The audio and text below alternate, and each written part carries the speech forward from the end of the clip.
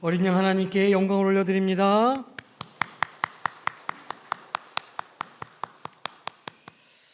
찬양했던 것처럼 그 보혈 없이, 그 십자가 없이 우리가 이 자리에 설 수 없음을 다시 한번 깨닫게 됩니다. 이 종료주의를 맞이하면서 우리 모두의 심령에 그 주님의 대속의 은혜를 더 깊이 묵상하게 되시고, 또 그 대속의 능력을 경험하게 되는 복된 주간이 되시기를 주님의 이름으로 축복합니다. 지난 금요일 훈련소에 입소했던 아들이 퇴소식을 하고 휴가를 받아서 2박 3일 나왔습니다. 이 건강한 모습으로 각이 잡혀 있는 것을 보니까 참 감동이 되기도 하고 또 감사하기도 하고 그랬습니다. 그렇게 아들을 만나서 제일 먼저 한 일이 무엇일까요? 밥을 먹는 일이었습니다. 이병이 가장 좋아할 만한 음식을 골라서 먹었습니다. 수육 먹었습니다.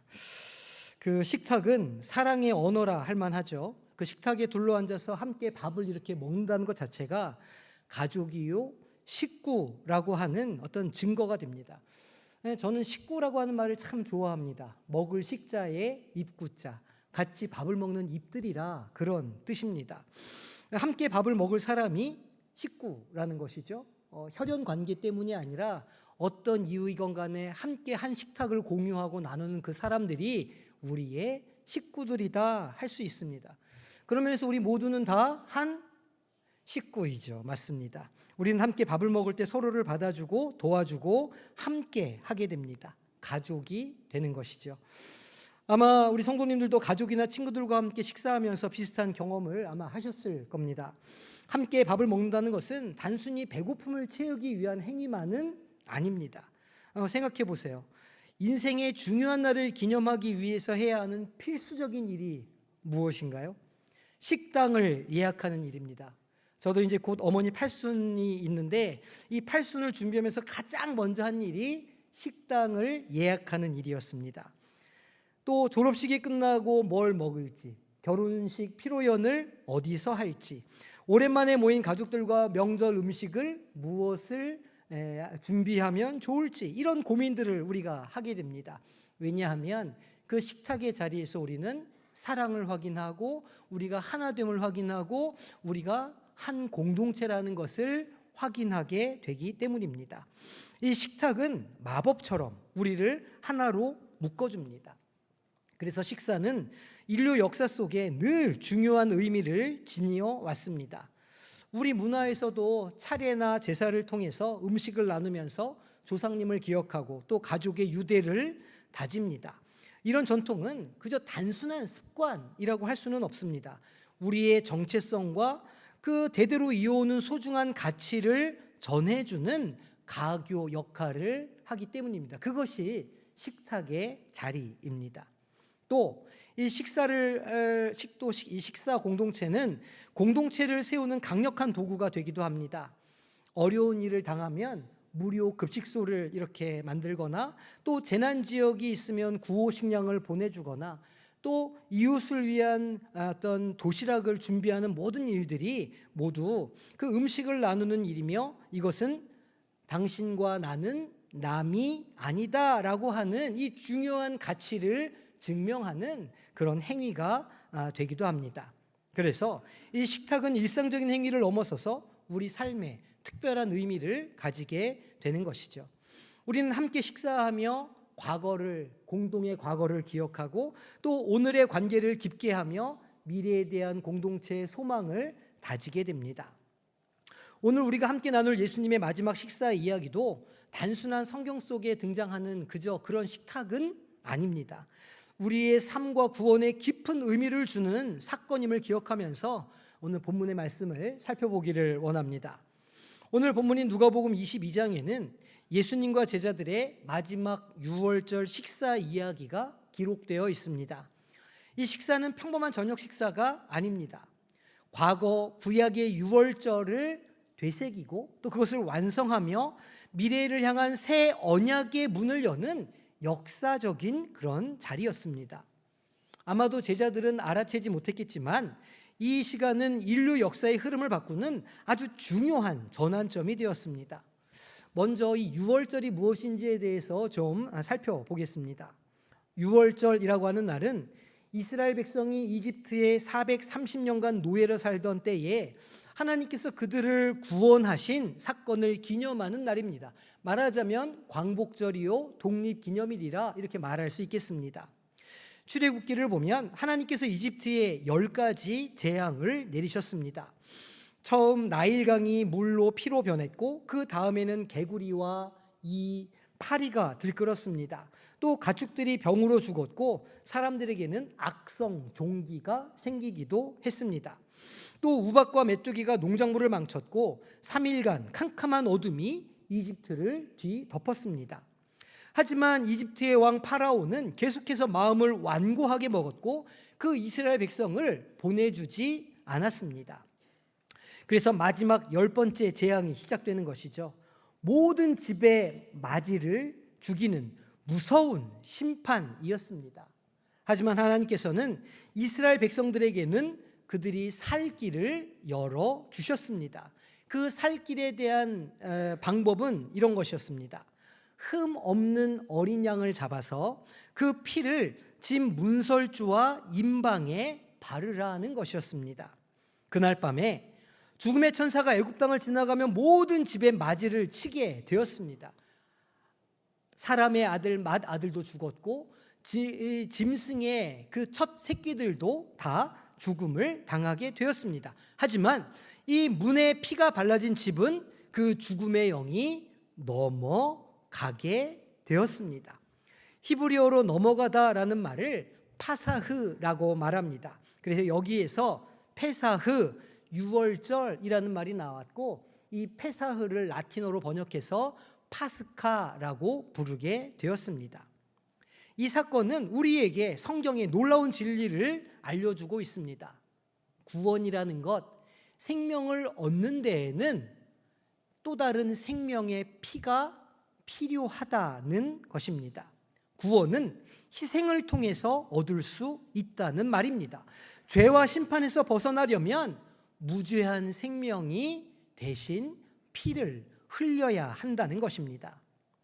이스라엘 백성은 이 어린 양의 피 때문에 구원받을 수 있었습니다. 그 피는 그들을 죽음에서 보호하는 표시가 되었습니다. 그래서 유대인들은 매년 아비벌 14일에 유월절을 지켰던 것입니다. 가족들은 흠없는 어린 양을 성전에 가져가서 제사장에게 드리고 그 고기를 가져와서 특별한 유월절 식탁을 준비했습니다. 그 식탁에 올라가는 음식이 뭐였냐면 쓴 나물, 그리고 무교병, 즉 누룩을 넣지 않은 떡, 그리고 하루셋이라고 하는 이 접시에 담긴 음식들입니다. 사과와 견과류, 그리고 포도주를 섞은 음식과 같은 상징적인 음식들과 포도주가 여기에 곁들여졌습니다. 이 음식들은 각각의 의미를 갖고 있습니다. 쓴 나물은 이집트에서의 고통스러운 노예 생활을 기억하라는 것이고, 이 누룩을 넣지 않은 빵, 무교병은 서둘러서 이집트를 떠나느라 누룩 넣을 시간, 발효할 시간이 없었던 것을 기억하라는 것입니다. 하루셋이라고 하는 이 접시에 담긴 음식은 이집트에서 벽돌을 만들 때 사용했던 진흙을 상징하는 음식이었습니다. 그리고 포도주는 하나님께서 출애굽기 6장에서 약속하신 구원의 약속을 기념하는 것이었습니다.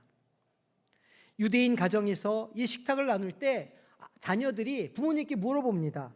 아니, 왜 오늘 밤은 다른 날이랑 이렇게 음식이 달라요? 왜 오늘은 이렇게 특이한 음식을 먹어요? 라고 물어보면 가장이 대답해 주는 겁니다. 출애굽의 이야기를 쭉 들려주면서 하나님께서 그 백성을 사랑하셔서 문설주와 임방에 피를 바르면 그 집에 있는 맞이들을 구원해 주셨어. 그리고 그 백성을 홍해를 건너서 해방시켜 주신 날이야 라고 설명해 주었던 것입니다. 이렇게 유월절은 단순한 기념일이 아니라 세대를 넘어서 하나님의 구원을 기억하고 그것을 감사하는 생생한 교육의 장이 되었던 것입니다. 그런데 이 유월절의 모든 상징은 사실은 예수 그리스도를 가리키는 것이었습니다. 요한이 예수님을 처음 보았을 때, 그러니까 세례 요한이 예수님을 처음 보았을 때 무엇이라고 얘기했습니까? 보라, 세상 죄를 지고 가는 하나님의 어린 양이로다라고 말했습니다. 그것이 무슨 의미입니까? 그 예수님께서 세상의 모든 죄를 대속해서 대신 피를 흘리실 것이라는 그런 의미였습니다. 유월절의 모든 상징과 의식은 결국 예수님의 희생과 보혈을 가리키는 것이었습니다. 이제 오늘 본문 말씀을 보겠습니다. 14절에서 18절까지 보면 예수님께서 십자가에 달리시기 바로 전날 밤에 제자들과 함께 유월절 식탁을 베푸시는 장면입니다. 우리 14절에서 18절까지 한 목소리로 합독하겠습니다. 때가 이르매 예수께서 사도들과 함께 앉으사 이르시되 내가 고난을 받기 전에 너희와 함께 이 유월절 먹기를 원하고 원하였노라. 내가 너희에게 이르노니 이 유월절이 하나님의 나라에서 이루기까지 다시 먹지 아니하리라 하시고 잔을 받으사 감사기도 하시고 이르시되 이것을 갖다가 너희끼리 나누라. 내가 너희에게 이르노니 내가 이제부터 하나님의 나라가 임할 때까지 포도나무에서 난 것을 다시 마시지 아니하리라 하시고. 아멘. 예수님께서 내가 고난을 받기 전에 너희와 이 유월절 먹기를 간절히 원했다라고 말씀하십니다. 왜 이렇게 말씀하시는 겁니까? 이것은 예수님께서 곧 십자가에서 죽으실 것을 알고 계셨다는 말입니다. 그런데도 그 이 마지막 식사를 간절히 원하셨다고 하니 그 이유가 궁금해집니다. 내일 십자가에 달려 죽으실 분이 굳이 유월절 식사를 간절히 사모한 이유가 무엇이었을까요? 그것은 이 마지막 유월절 식사를 통해서 구약의 유월절의 의미를 완성하시고 새로운 언약을 완성하시고 그 유월절의 새로운 의미를 부여해 주시기 위함이었기 때문입니다. 예수님께서는 하나님 나라에서 이루어지기까지 다시 먹지 않겠다 이렇게 말씀하십니다. 이것은 이제 더 이상 유월절 어린 양을 잡을 필요가 없다는 의미입니다. 왜 그렇습니까? 바로 예수님 자신이 유월절 어린 양이 되어 주실 것이기 때문입니다. 예수님께서 잔을 나눠 마시게 하신 후에 내가 이제부터는 하나님 나라가 임할 때까지 포도나무에서 난 것은 마시지 아니하겠다 말씀하신 것도 같은 의미입니다. 이 말씀은 예수님의 죽음이 임박했음을 알리는 동시에 주님의 재림과 하나님 나라의 완성을 바라보게 하는 소망의 말씀이었던 것입니다. 이어서 19절 20절에 아주 중요한 말씀을 우리에게 주십니다. 우리 19절 20절 함께 합독하겠습니다. 또 떡을 가져 감사기도 하시고 떼어 그들에게 주시며 이르시되 이것은 너희를 위하여 주는 내 몸이라. 너희가 이를 행하여 나를 기념하라 하시고 저녁을 먹은 후에 잔도 그와 같이 하여 이르시되 이 잔은 내 피로 세우는 새 언약이니 곧 너희를 위하여 붓는 것이라. 아멘. 이 떡을 떼고 잔을 붓는 이 순간은 인류 역사의 구속사의 아주 중요한 전환점이 되었습니다. 예수님께서는 유월절 전통의 그 중요한 요소들에 완전히 새로운 의미를 덧붙이셨습니다. 그것의 의미를 새롭게 하셨다는 것입니다. 유월절 떡은 더 이상 이집트에서 급히 나올 때 먹었던 무교병이 아니라 예수님이 찢기실 몸을 상징하는 것이 되었습니다. 포도주도 더 이상 하나님의 구원 약속을 기념하는 것이 아니라 십자가에서 찢기실 몸을 상징하고 거기서 흘리신 피를 의미하는 것이 되었습니다. 이것을 행하여 나를 기념하라 라고 하는 말씀은 이제 이 유월절 만찬, 성찬이 단순한 과거의 사건을 기념하는 것이 아니라 예수님의 앞으로 있을 희생을 기억하고 그 은혜를 되새기는 거룩한 의식이 되었음을 보여주는 것입니다. 그래서 초대교회는 이 명령을 따라서 날마다 떡을 떼며 주님의 살을 떼며 이 성찬에 참여했던 것입니다. 특히 이 잔은 내 피로 세우는 새 언약이라 이렇게 하시는 말씀은 구약의 예언을 성취하는 새 언약이 됨을 선언하시는 것이었습니다.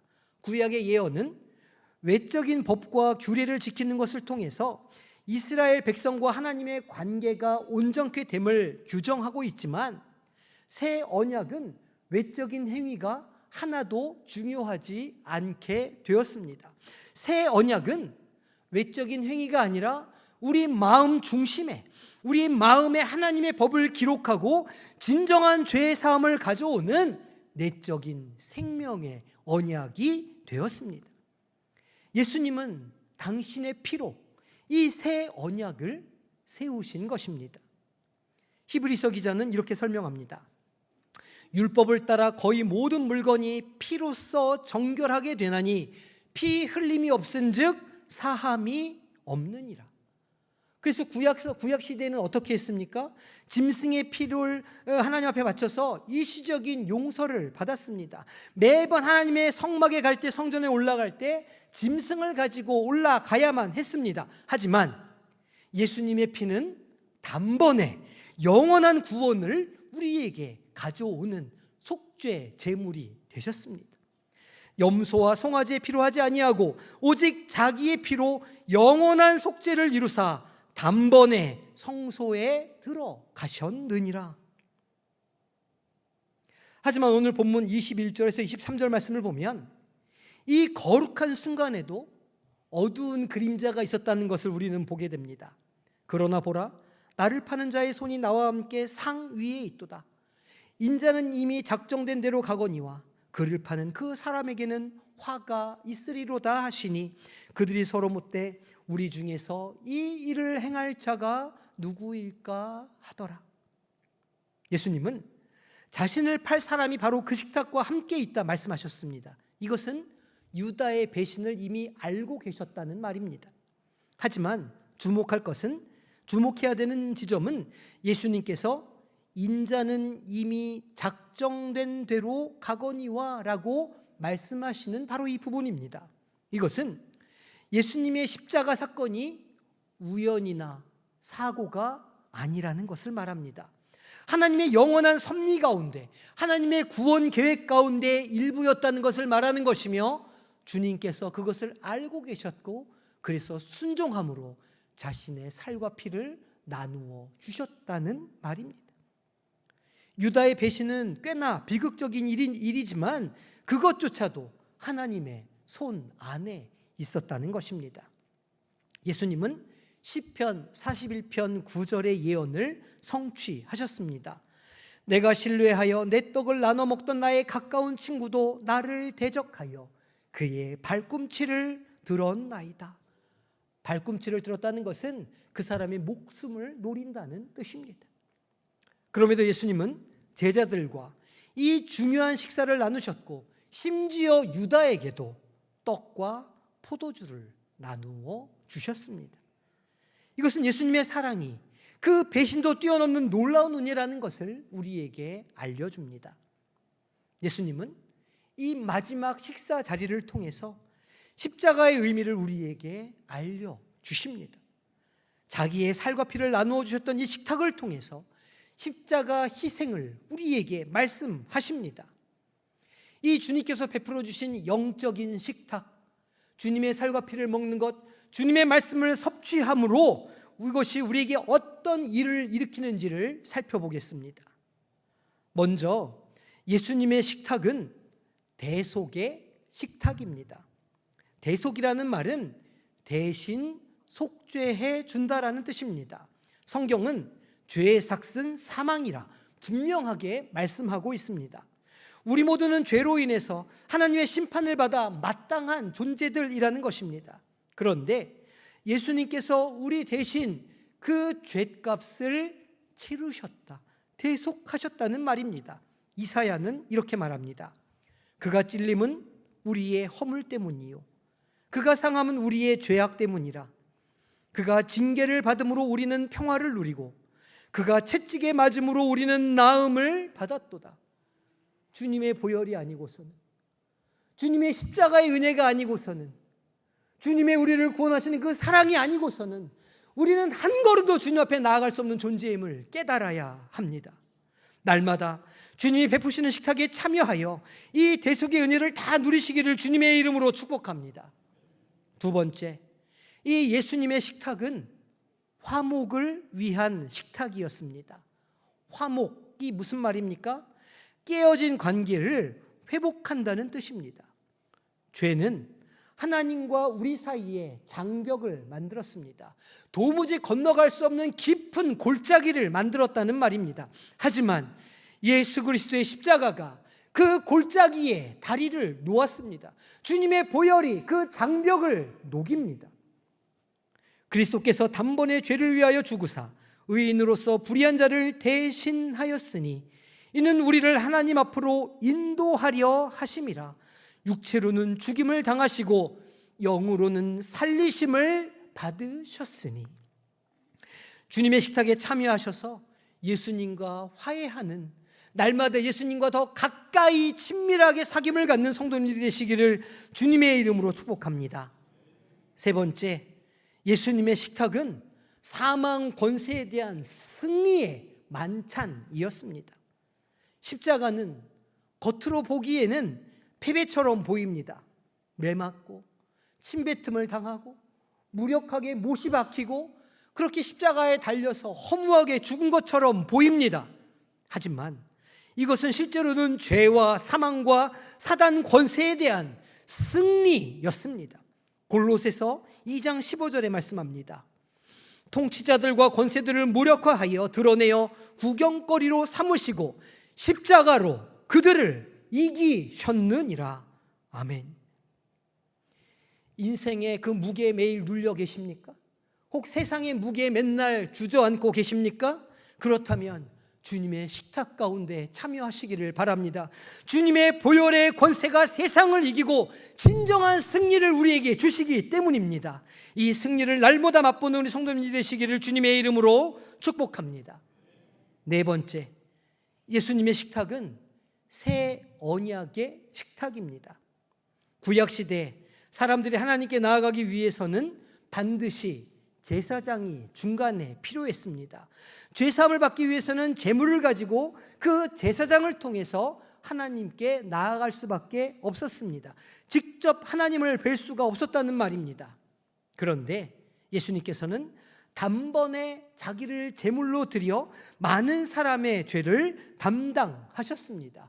그리고 성막의 회장문을 찢으셨고 우리로 하나님을 대면하며 하나님을 직접 만날 수 있는 존재로 우리를 세워주셨습니다. 주님의 식탁은 이러한 예수님의 희생을 기억하고 그 의미를 되새기며 주님 앞에 단독자로 서는 귀중한 행위입니다. 고린도전서 11장 26절에서 바울은 말합니다. 너희가 이 떡을 먹으며 이 잔을 마실 때마다 주의 죽으심을 그가 오실 때까지 전하는 것이니라. 우리가 주님의 식탁에 참여할 때 우리는 세 가지 방향으로 우리의 시선을 돌리게 됩니다. 먼저 우리는 주님의 식탁을 참여하며 과거를 보게 됩니다. 예수님께서 십자가에서 행하신 우리 그 일을 기억하면서 감사하는 것입니다. 아, 주님이 십자가에 달려서 내 죄를 사하여 주셨구나. 우리는 주님께서 이미 과거에 행하신 그 일을 기억하며 하나님 앞에 감사함으로 나아갑니다. 또 우리는 오늘을 보게 됩니다. 성찬은 그리스도의 몸된 교회의 하나됨을 확인하는 시간이기도 합니다. 우리는 오늘을 바라보며 오늘 내 옆에 있는 지체들을 바라보며 하나님께서 나에게 주신 식구라는 것을 확인하고 함께 오늘의 신앙의 삶을 살아가는 결단을 하게 되는 것이죠. 그리고 마지막, 우리는 시선을 저 미래를 향해 돌립니다. 우리가 주님의 나라와 하나님의 나라가 임할 때까지 우리의 삶을 최선을 다해 살아가겠노라고 결단하게 되는 것이죠. 예수님은 우리에게 말씀하십니다. 내 살을 먹고 내 피를 마시는 자는 내 안에 거하고 나도 그의 안에 거하느니라. 우리가 주님의 식탁에 참여할 때 주님의 영이 우리의 심령 가운데 임재하시며 우리의 인생과 동행하시고 우리의 삶의 자리자리마다 걸음걸음마다 함께 하시겠다는 약속을 우리에게 주십니다. 이 약속을 믿음으로 받으시는 성도님들 되시기를 주님의 이름으로 축복합니다. 이제 이 진리를 우리 삶에 적용해 보겠습니다. 주님과의 식탁은 단순한 형식적인 의식이 아닙니다. 예수님과 우리를 연결하는 살아있는 연결이 됩니다. 예수님은 우리 한 사람 한 사람을 위해서 십자가에 달려 죽으셨습니다. 여기 교회를 처음 방문하신 분을 위해서도 주님은 십자가에 달려 죽으시고 생명길을 내어 주셨습니다. 신앙생활을 오래 했지만 이제 마음이 차갑게 식어버린 분들에게도 똑같은 은혜가 주어집니다. 언제든지 주님의 식탁에 참여하면 주님께서 그 마음을 회복시켜 주시고 그 생명력을 회복시켜 주십니다. 또 날마다 주님을 찾고 구하는 이들의 심령에도 우리가 주님의 식탁에 참여할 때에 성령의 신선한 기름 부으심의 역사가 일어나게 됩니다. 주님의 식탁에서 여러분들은 어떤 삶을 경험하시기를 원하십니까? 우리가 받은 은혜를 나누는 삶이야말로 주님의 식탁의 진정한 의미를 실천하는 것인 줄로 믿습니다. 혹 지금 어려운 때를 지나고 계십니까? 예수님의 희생을 기억하시기를 바랍니다. 주님이 채찍에 맞음으로 내가 나음을 받았구나. 주님이 매 맞음으로 내가 사함을 입었구나. 주님이 보혈을 흘려주심으로 내가 죄를 씻었구나. 이 은혜를 다시 한번 붙잡으시기를 소망합니다. 오늘 우리 성도님들의 삶 속에 예수님의 희생이 주는 그 의미를 깊이 묵상하고 그 은혜 가운데 나아가시기를 소망합니다. 교회는 이 예수님의 희생을 날마다 기억해야 하는 공동체입니다. 이것을 기념해야 하는 공동체라는 것이죠.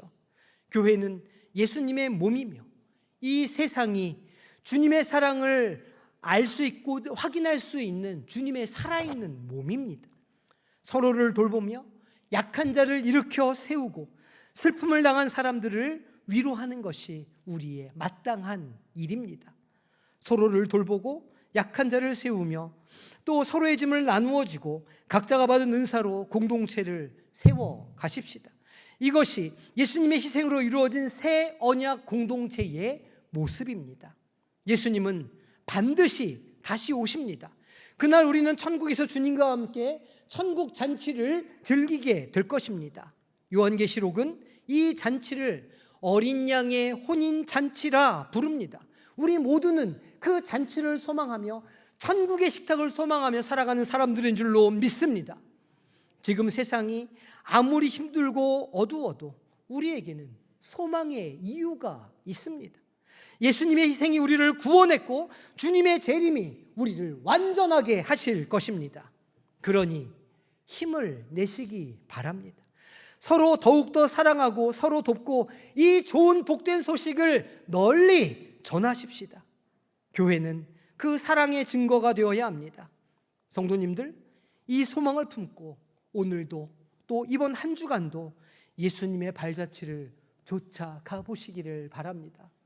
세상에 넓고 좋은 길 말고 좁고 협착한 길, 사람들이 많이 다니지 않는 길, 그러나 그 길을 갈 때 우리가 하나님의 사람들이요 하나님 나라의 백성들이요 그 식탁에 참여하는 자인 것이 드러나는 그 길로 걸어가 보시기를 부탁드립니다. 그래서 그 주님의 식탁에서 샘솟는 그 영원한 생명의 능력을, 그 역사를 날마다 경험하는 복된 한 주간이 되시기를 주님의 이름으로 축복합니다.